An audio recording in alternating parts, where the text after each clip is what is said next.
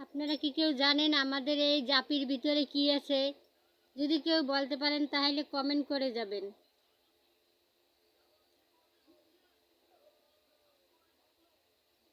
Like ও একটি share করবেন।